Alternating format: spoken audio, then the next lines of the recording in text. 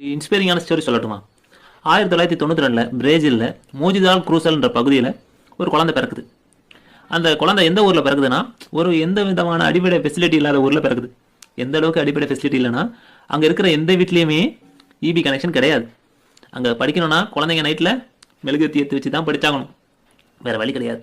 அது மட்டும் இல்லாமல் அந்த ஊரில் சுற்றி இருக்கிற ஊர் எல்லா குப்பையும் அந்த ஊரில் தான் கொட்டுவாங்க. அதில் நிறைய ஏழை ஃபேமிலி வாழ்ந்து வருது. அதில் இந்த பையனோட ஃபேமிலியும் ஒன்று. இவங்க அப்பா ஒரு ஃபுட்பால் பிளேயர் ஆகணும்னு ஆசைப்பட்டார். ஆனால் அவரால் முடியலை. சரி, நம்ம பையனையாச்சும் எப்படியா ஃபுட்பால் பிளேயர் ஆக்கிடலாம்னு சொல்லி முடிவு பண்ணுறாரு. ஆனால் அவர்கிட்ட அந்தளவுக்கு வசதி கிடையாது, எந்த கிளப்லையும் சேர்த்து விடுறது, பயிற்சி கொடுக்குறதுக்கு. சரி, நம்மளே நம்ம பையனை ட்ரெயின் பண்ணிடலாம்னு நினைக்கிறாரு. ஆனால் மறுநாள் உங்கள் அப்பாவுக்கு ஒரு ஆக்சிடென்ட் ஆகிடுது. ஆக்சிடென்ட் ஆனதில் அவருடைய முதுகு எலும்பு உடஞ்சி அவரால் எழுந்து நடக்க முடியல. ஒரு படுத்த படுக்கை ஆயிடுறாரு. சரி, அந்த பையனை கூப்பிட்டு அட்வைஸ் பண்ணுறாரு. டே மகனே, இந்த ஏரியாவில் நீ இருக்காத, இந்த ஏரியாவில் இருந்தால் நீனும் குப்பை பொறுக்கிறவனா தான் மாறுவேன். உங்கள் தாத்தா பாட்டி இருக்கிற ஊருக்கு போயிடு, அங்கே போயாச்சும் நீ நான் வாழ்க்கையில் முன்னேறு அப்படின்னு சொல்லி அட்வைஸ் பண்ணுறாரு.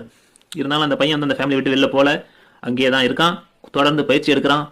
எப்படின்னா, 2 மெழுகுவத்தியை வச்சுக்கிட்டு கோல் போஸ்ட்டாக கன்வெர்ட் பண்ணி அதில் கோல் போட்டு பயிற்சி எடுக்கிறான். இதை பார்த்த ஒருத்தர் டுங்கான்ற ஒரு ஆறு இவனுக்கு ஒரு கிளப்பில் ஃபீஸ் கட்டி ஜாயின் பண்ணி விடுறாரு. இவன் 1.5 வயசுலேயே நல்லா ட்ரெயின் ஆகி நல்லா பெஸ்ட்டாக பர்ஃபார்மன்ஸ் பண்ணுறான். சரி, நல்லா பர்ஃபார்மன்ஸ் பண்ணுறான்னு சொல்லிட்டு ரியல் மெட்ரிக்னு சொல்லிட்டு ஒரு இடத்துல சேர்த்து விடுறாரு. அங்கே 35 மில்லியன் யூரோ பணம் கட்டி சேர்த்து விடுறாரு. அங்கே சேர்த்து விட்டோடனே இவனால் அந்தளவுக்கு பர்ஃபார்மன்ஸ் பண்ண முடியல. காரணம், அங்கே ஜாம்பவான் பிளேயர்கள்லாம் இருக்காங்க. உதாரணத்துக்கு சொல்லணும்னா, கிறிஸ்டினா ரொனால்டோ போன்ற ஜாம்பவான் பிளேயர்கள்லாம் இருக்கிறனால இவனால் அந்தளவுக்கு பர்ஃபார்மன்ஸ் பண்ண முடியல. அவனுக்கு அந்த பணமும் நஷ்டமாகிறது. அவன் தொடர்ந்து விட்டுடாம தொடர்ந்து பயிற்சி செஞ்சுக்கிட்டே இருக்கான். டே பை டே அவனுடைய ஸ்கில்லை இம்ப்ரூவ் பண்ணிக்கிட்டே இருக்கான். ஒரு நாள் அவனுக்கு பிரேசில் டீமில் ஆப்பர்ச்சுனிட்டி கிடைக்குது. அவன் செலக்ட் ஆகுறான். அப்போ அவனுக்கு வேற ஒரு கிளப்லேருந்து அவனுக்கு ஸ்பான்சர் வருது. 222 மில்லியன் யூரோ அவனுக்கு ஸ்பான்சர் தராங்க.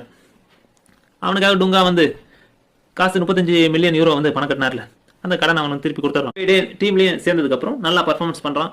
நல்லா பர்ஃபார்மன்ஸ் வளர்ந்துக்கிட்டே போகிறான். வளர்ந்தது மட்டும் இல்லாமல் அவங்க ஊரில் இருக்கிற 1500க்கும் மேற்பட்ட ஏழை குழந்தைங்களை ஃப்ரீயாக எஜுகேஷன் கொடுத்து படிக்க வைக்கிறான். படிக்க வச்சது மட்டும் இல்லாமல் அவங்க ஊர்லேயே பெரிய ரெஸ்டாரண்ட் ஒன்று ஓப்பன் பண்ணுறான். ஓப்பன் பண்ணி டே பை டே அந்த ஊரை கொஞ்சம் கொஞ்சமாக வளர்த்துக்கிட்டே வரான், டெவலப் பண்ணிக்கிட்டே வரான். எப்படிப்பட்டு டெவலப் பண்ணால்